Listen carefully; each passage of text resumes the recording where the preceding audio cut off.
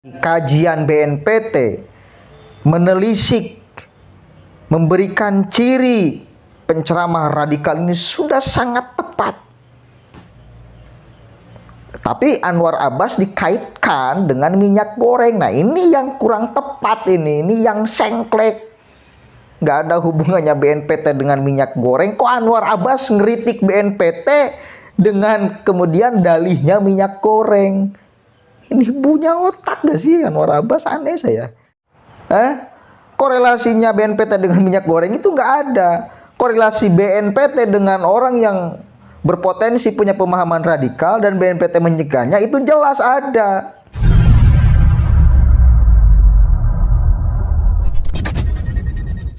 Assalamualaikum warahmatullahi wabarakatuh. Hamdan syukran lillah amma ba'd. Sahabat manusia plural yang saya hormati dan saya banggakan, BNPT berbicara radikal, ciri-cirinya disebutkan Anwar Abbas yang ketakutan. Kenapa ya? Aneh saya. Padahal beliau itu, dia itu, Anwar Abbas itu wakil ketua MUI ya kalau nggak salah. Malah komentar yang aneh-aneh kepada BNPT. Aneh saya. Padahal kerjaan BNPT ya memang namanya juga Badan Nasional Penanggulangan Teroris. Ya wajar kemudian untuk mengungkap ciri-ciri penceramah radikal. Karena dari sanalah kemudian orang punya pemahaman nantinya intoleran. Dari sanalah kemudian pada akhirnya punya ambisi untuk menjadi teroris. Kan itu. Kenapa menjadi malah kesana kemari ini Anwar Abbas ngomongnya? Saya melihat sih ini ketakutan dia. Kenapa ketakutan ya? Aneh saya. Apakah Anwar Abbas bagian daripada orang-orang radikal? Sehingga selalu saja ngerecoki gitu loh ketika BNPT bersuara. Kita baca nih beritanya ya. BNPT ungkap ciri penceramah radikal, komentar Anwar Abbas menohok. Ini ketakutan sih, bukan komentar kalau saya lihat. Kita baca. Wakil Ketua Majelis Ulama Indonesia MUI Anwar Abbas merespons penjelasan Badan Nasional Penanggulangan Terorisme BNPT terkait ciri-ciri penceramah radikal. Anwar Abbas bahkan mengutip pernyataan ekonom Amerika Serikat Milton. Pernyataan Milton yang dikutip Anwar Abbas menyebutkan kombinasi kekuatan ekonomi dan politik yang berada di tangan yang sama akan menjadi resep seorang tirani. Baca sajalah pernyataan Milton Friedman ini, akan tahu apa yang sedang terjadi di negeri ini, kata Anwar Abbas. Tidak hanya itu, Buya Anwar, sapaan akrabnya, memberikan sebuah video warga yang sedang antri membeli minyak goreng sejak pukul 04 pagi. Dikaitkan dengan minyak goreng. Coba lihat bagaimana susahnya masyarakat. Memangnya para pimpinan dan para politisi sibuk memikirkan dan mengurusi rakyatnya? Untuk apa bicara tentang terorisme di saat rakyat susah? Lanjutnya. Sebelumnya, Direktur Pencegahan Badan Nasional Penanggulangan Terorisme BNPT Brigade Jenderal Ahmad Nur Wakhid menjelaskan 5 ciri-ciri penceramah radikal. Sebelum masuk ke sana, saya akan komentar ini nih. Coba aja lihat bagaimana suasananya masyarakat. Memangnya para pimpinan dan para politisi sibuk memikirkan dan mengurusi rakyatnya? Untuk apa bicara tentang terorisme di saat rakyat susah? Jadi gini, kan semua orang juga kemudian punya tupoksi masing-masing. Yang berbicara tentang minyak goreng siapa? Apakah BNPT juga harus ngomong tentang minyak goreng? Memang minyak goreng sedang langka, tetapi kemudian itu adalah tugas yang bukan BNPT. BNPT memang fungsinya, tugasnya fokus terhadap pencegahan pemahaman radikal yang semakin hari tumbuh subur di negara Kesatuan Republik Indonesia. Kan BNPT harus hadir. Saya orang yang masih kecil, tapi melihat bahwa apa yang disampaikan oleh BNPT tidak ada salahnya. Di mana salahnya? kemudian dikaitkan dengan minyak goreng. Satu kali lagi, memang minyak goreng sedang langka, sedang mahal. Tetapi itu adalah tupoksi yang lain. Ada orang yang mengurusi minyak goreng. Bukan tugas BNPT. BNPT tugasnya fokus urusan pencegahan, pemahaman radikalisme. Jadi ini yang ngaco siapa sebetulnya? Sekelas wakil ketua MUI, masa nggak kemudian berpikiran bahwa tugas BNPT itu apa? Sehingga dikaitkan dengan minyak goreng. Apa korelasinya apa BNPT dengan minyak goreng? Nggak ada. Korelasinya BNPT dengan minyak goreng itu nggak ada. Korelasi BNPT dengan orang yang berpotensi punya pemahaman radikal dan BNPT menyegahnya itu jelas ada. Waduh, gimana ini?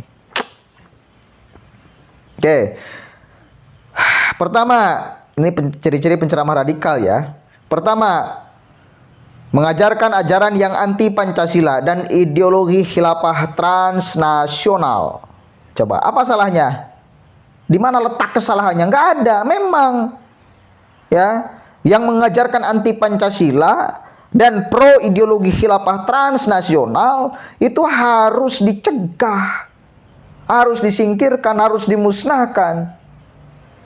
Apa salahnya? Di mana salahnya coba? Itu yang pertama. Kemudian yang kedua, mengajarkan paham takfiri yang mengkafirkan pihak lain yang berbeda paham maupun berbeda agama. Itu paham takfiri. Benar kan? Ya benar dong. Di mana salahnya? Orang yang kemudian mengajarkan paham takfiri, orang yang berbeda dengan mereka disebut kafir, itu adalah yang harus juga diwaspadai pemahamannya. Karena ya jelas faktanya bahwa agama ini ragam pendapat. Apalagi di Indonesia, bukan hanya ragam pendapat satu agama, tapi ragam agama, ragam budaya juga sama. Jadi nggak ada salahnya dong. Itu lucunya malah dikaitkan dengan minyak goreng. Apa korelasinya BNPT dengan minyak goreng? Coba pikir. Ini Anwar Abbas ini gimana ini? Punya polo nggak ya? Aneh, saya masih jadi wakil ketua MUI. Dan satu lagi yang bisa kita catat sama-sama di Anwar Abbas. Dulu dia sempat mengatakan bubarkan Indonesia. Kalimat itu terlontar di mulutnya. Bayangkan orang Indonesia mengeluarkan kalimat bubarkan Indonesia, ini sih luar biasa bagi saya. Saya dulu itu ngomong, jangankan keluar kalimat bubarkan Indonesia, ada saja terbesit di pikiran kalimat bubarkan Indonesia itu nggak boleh.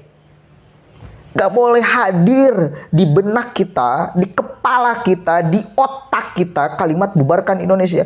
Ini Anwar Abbas keluar kalimat itu. Bayangkan orang Indonesia mengeluarkan kalimat bubarkan Indonesia. Apa tidak sengklek dia tuh? Apa tidak sengklek? Dulu itu sempat kemudian viral tagar, pecat Anwar Abbas dari MUI. Tapi sampai sekarang dia aman-aman saja. Aneh saya. Padahal sudah gak layak. Melihat dari statement-statementnya sudah sangat nggak layak dia di MUI.